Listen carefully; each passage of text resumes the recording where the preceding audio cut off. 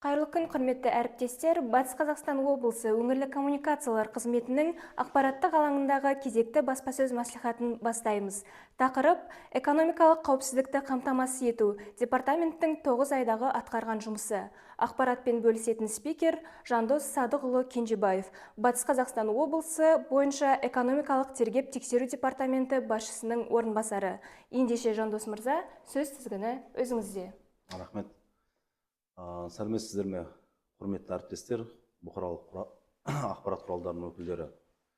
Ағымдағы жылдың басынан бастап Батыс Қазақстан облысы бойынша экономикалық тергеп-тексеру департаментінің атқарған жұмыстарының қорытындысымен таныстыруға рұқсат етіңіздер.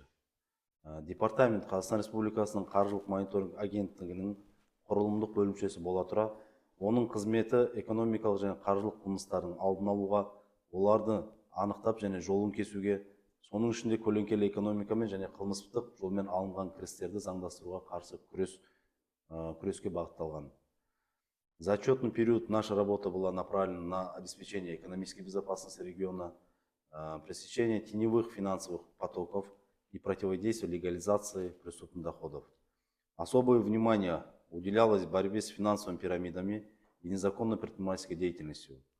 Так, за отчетный период департаментом зарегистрировано 23 уголовных правонарушений, сумма ущерба по которым составила более 2 миллиардов тенге, а преступный доход составил 1,3 миллиарда тенге. Всего с начала года производство находилось 36 уголовных дел, окончено производством 17 досудебных расследований. Ағымдағы жылдың ақпан айында сотқа несиелік серіктестік басшысына қатысты 150 миллион теңгеден астам көлемінде субсидияларды жымқыру фактісі бойынша тіркелген 7 эпизодтан тұратын қылмыстық іс сотқа жолданды. Күдікті бақылауындағы шаруа қожалығының атына заңсыз түрде 126 миллионнан астам теңге көлемінде жеңілдетілген несие рәсімдеген. Кейін бұл қаражат ірі қара мал сатып алынбастан шаруа қожалығының шотынан қолма-қол ақшаға айналдырылған.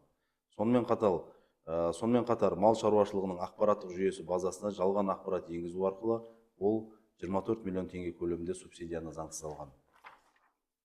Қылмыстық жолмен алынған табысқа күдікті жер телімдерін сатып алып, олардың бірінде сауна мен сауда үйін салған. Аталған мүлікті жасыру мақсатында оны туысының атына рәсімдеген. Сот санкциясымен жалпы құны 198 миллион теңге болатын мүлкіне тыйым салынды. Қазіргі уақытта аталған қылмыстық сот қарауында. Также в июне окончено досудебное расследование по факту неправомерных действий банкротного управляющего при банкротстве ТО. При этом банкротный управляющий, зная о наличии налоговой задолженности предприятия, совершил неправомерное действие, выразившееся в незаконном выводе денежных средств на счет учредителя и аффилированных лиц в сумме более 46 миллионов тенге. Средства были выведены под предлогом оплаты юридических услуг, удовлетворения требований по образовавшейся задолженности, а также под видом возврата учредителю оставшихся денежных средств. По решению специализированного межрайонного экономического суда Западной Казахстанской области необоснованные выводы денежных средств признаны недействительными, и в настоящее время они возвращаются в имущественную массу предприятия. Вместе с тем, окончено производство уголовных дела, связанные с незаконным оборотом наркотических средств, незаконного использования товарного знака, ввоза электронных систем потребления, а также хищения бюджетных средств.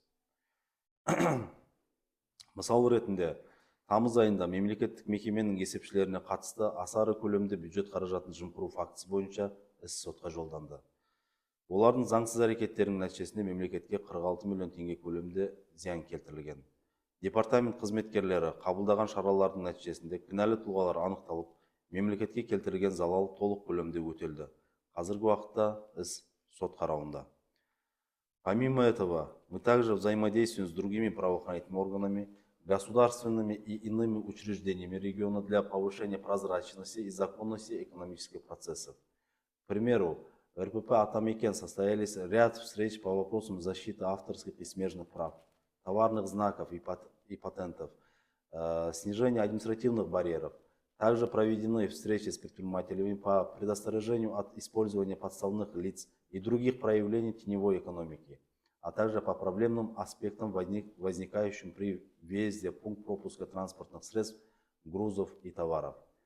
В мае текущего года проведено заседание с участием прокуратуры областей и других государственных органов по выработке единого алгоритма совместных действий, направленных на противодействие незаконному ввозу и обращению лекарственных средств и медицинских изделий. Заключены меморандумы о взаимодействии с инспекцией транспортного контроля Западно-Казахстанской области и филиалом НАО «Правительство для граждан». Вместе с тем, нами регулярно проводятся профилактические мероприятия по повышению финансовой грамотности населения. В СМИ публикуются сообщения о схемах финансового мошенничества и как себя обезопасить от них. Так, с начала года в колледжах и вузах области проведены 60 лекций по финансовой безопасности, которые охватывают темы мошенничества, лудомании, деятельности финансовых пирамид и дроперства. Не остались в стороне и наше подрастающее поколение. Во время летних каникул для школьников проведены занятия по финансовой грамотности в 3 летних лагерях. В 6 государственных учреждениях проведены разъяснительные работы касательно деятельности букмекерских контор и онлайн-казино. В июне проведен масштабный форум на тему финансовых триггеров 21 века. А в июне также проведен семинар для пенсионеров и особо уязвимых слоев населения на тему «Как обезопасить себя от интернет-мошенничества».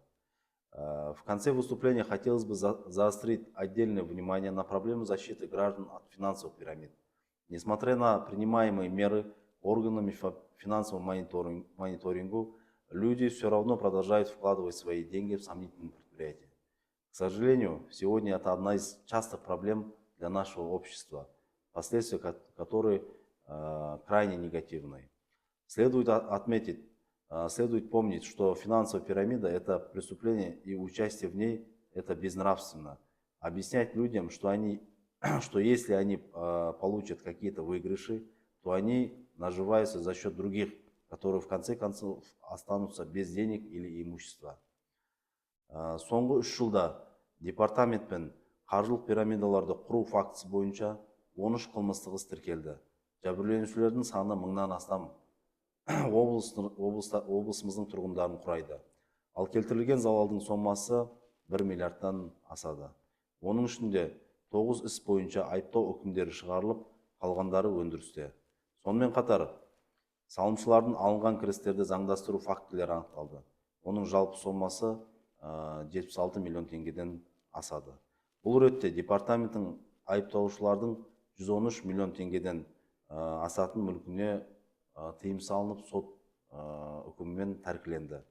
Осы жылдан бастап департаменттің кибернадзор жүйесі арқылы 545 сайт пен WhatsApp желісіндегі 957 қатысушысы бар чат жойылды.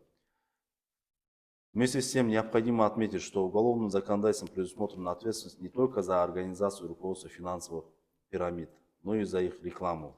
Наказание за рекламу предусматривает в виде крупных штрафов и до лишения свободы сроком до 4 лет, в зависимости от тяжести правонарушения. В текущем году департаментом зарегистрировано одно дело по факту рекламы финансовой пирамидой. Необходимо отметить, что современные финансовые пирамиды стали более ухищренные и маскируются под различные инвестиционные проекты, сетевой маркетинг, потребительские кооперативы, криптобизнес и другие. С виду вполне легальные стартапы. Поэтому, прежде чем вкладывать свои деньги в какие-либо проекты, посмотрите, имеются ли там признаки финансовой пирамиды. Также проблемой вопросом является незаконный игорный бизнес. Он наносит огромный вред как игрокам, которые фактически теряют свои деньги. В свою очередь, эти же деньги становятся основой теневого бизнеса, что наносит значительный вред экономике страны. Игровая зависимость может приводить к таким же серьезным последствиям, как и любая другая, а может закончиться нарушением психики, преступлением, даже самоубийством. С развитием интернета молодые граждане перешли на удаленную игру в сети. С целью недопущения подобных фактов департаментом принимаются меры по блокировке сайтов, страниц. Только в текущем году заблокировано 275 сайтов, к административной ответственности привлечены 7 граждан. В последнее время участились случаи вовлечения граждан в мошеннические схемы, известные как дроперство, Чаще всего это студенты, безработные, пожилые люди и женщины, находящиеся в декрете. Вместе с тем необходимо отметить, что с 16 сентября текущего года введена уголовная ответственность за дроперство, то есть передачу и приобретение доступа к банковскому счету, платежному инструменту или идентификационному средству. Поэтому не предоставляйте и не продавайте доступ к своим банковским счетам или банковской карте. В противном случае вы можете стать инструментом в руках мошенников при обналичивании преступных доходов и получить за это реальный срок. В завершение брифинга хотелось бы добавить, что в департаменте на ежедневной основе организован личный прием граждан. Также имеется телеграм-бот AFAME Insider, на который можно сообщить информацию о совершении правонарушений в сфере теневой экономики. Сондай-ақ ресми өтінішпен белгіленген тәртіпте кезекші бөлімге жүгінуге, өтініш арқылы немесе қаржылық мониторинг агенттігін кол орталығына 1458 нөмірі бойынша немесе департаменттің сенім телефонына 53-84-27 нөміріне хабарласу арқылы өтініш беруге болатынын жеткіземін.